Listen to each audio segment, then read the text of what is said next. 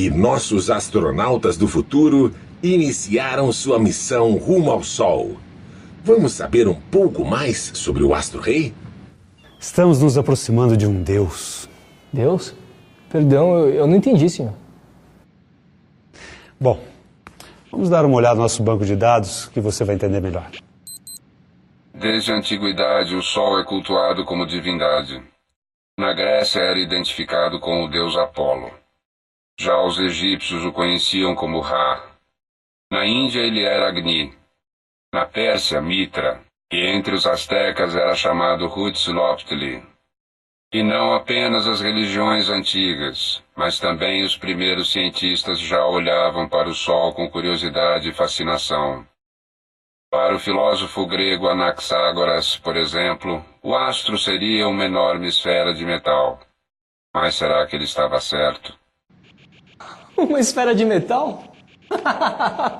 Anaxágoras foi um dos maiores pensadores da antiguidade, oficial. Lembre-se que ele viveu há milhares de anos e contava apenas com seu próprio raciocínio. Hoje, é claro, depois de muitos estudos, sabemos que Anaxágoras não estava certo. O Sol é, na verdade, uma esfera de gás incandescente, constituída principalmente de hidrogênio e hélio. É uma esfera de gás bem grande. Nem tanto. Foi o que eu disse, nem tanto.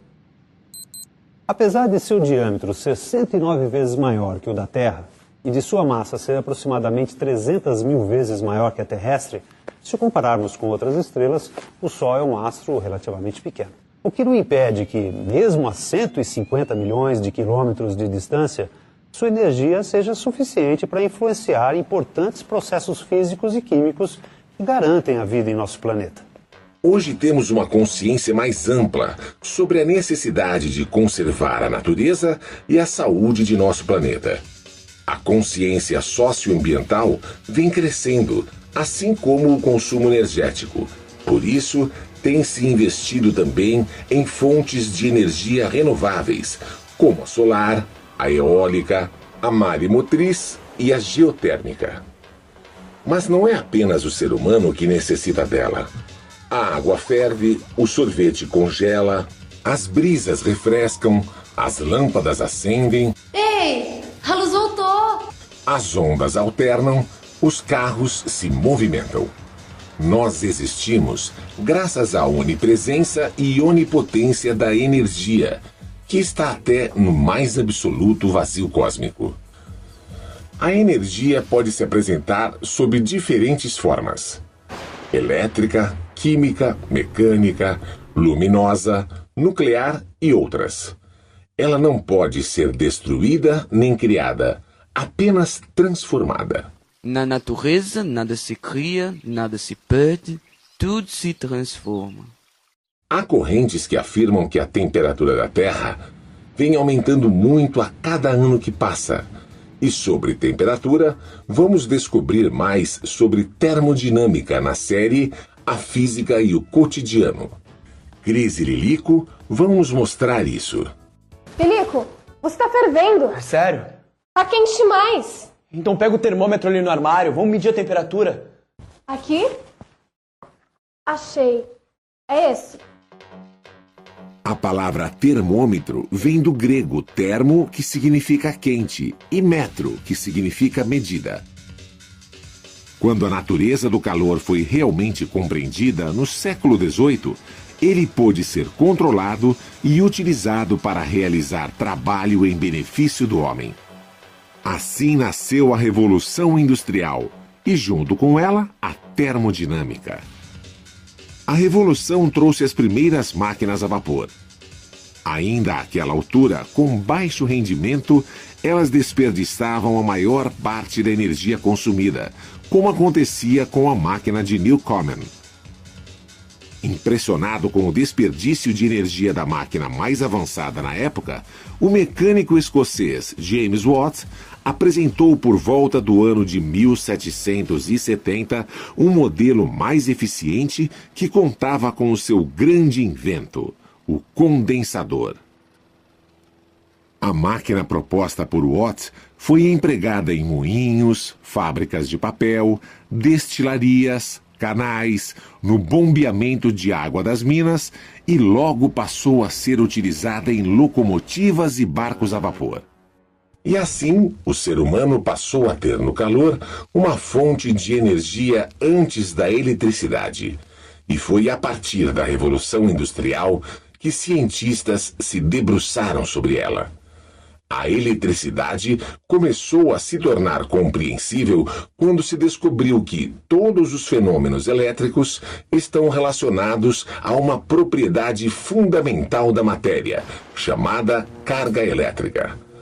A matéria é feita de uma mistura de partículas positivas, os prótons, e negativas, os elétrons, que juntamente aos nêutrons, as partículas neutras, basicamente constituem os átomos. Prótons e nêutrons ocupam o núcleo do átomo, enquanto os elétrons giram na eletrosfera.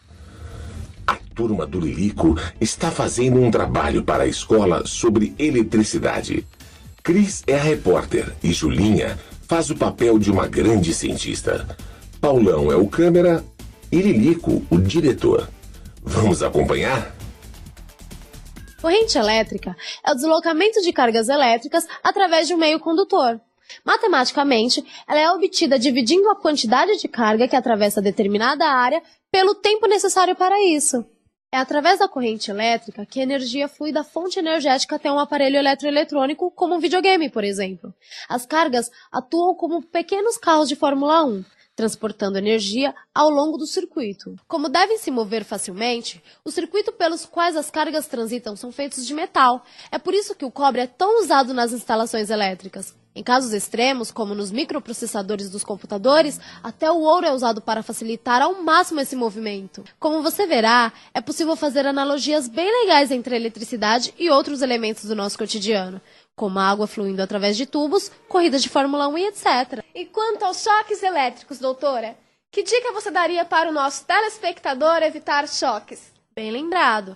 Devemos ter muito cuidado ao lidar com a eletricidade. Nosso corpo, apesar de uma certa resistência elétrica, fica bastante vulnerável quando estamos molhados ou descalços. Toda a corrente elétrica deve retornar à Terra, que funciona como um grande reservatório de cargas. Ela sempre vai de um ponto a outro, procurando o caminho mais fácil, de menor resistência. Durante um choque, esse caminho pode ser inofensivo ou fatal, a depender da intensidade da corrente e do que ela encontra pela frente.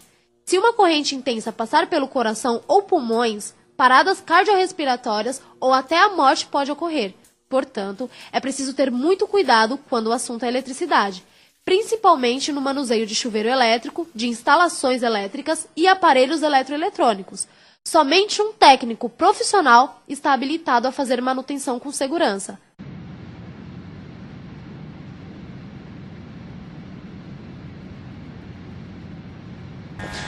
Rápido, oficial, cheque as leituras do sol.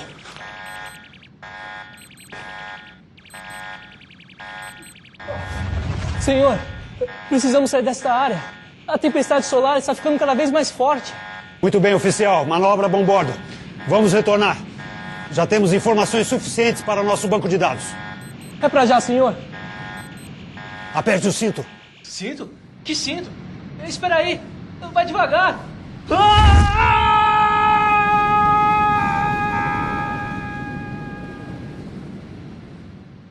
E assim a ciência evolui, e o espaço continua instigando a curiosidade humana e alimentando a imaginação dos poetas.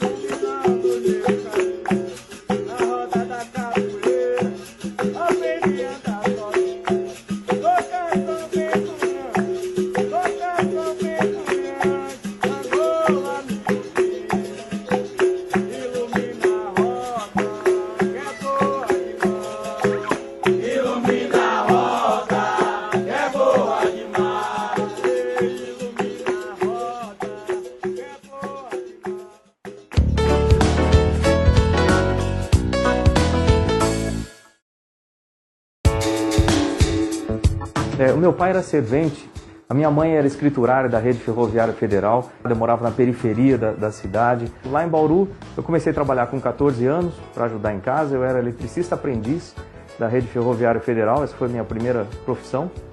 E o meu sonho era ser piloto, só que não tinha dinheiro para pagar o curso de piloto civil lá, né? E eu lembro que os pilotos da época falavam, por que você não entra na Força Aérea? Que você gosta disso, de repente lá você vai ter uma carreira e etc. Eu estudei basicamente a minha vida toda em escola pública. Havia um respeito muito grande pelos professores, o que eu acho essencial que exista. E a melhor coisa que você tem para te levar para frente é justamente a educação que vai te dar uma base sólida, concreta, para você crescer na vida, ter conhecimento, ter satisfação nas coisas que você faz, etc.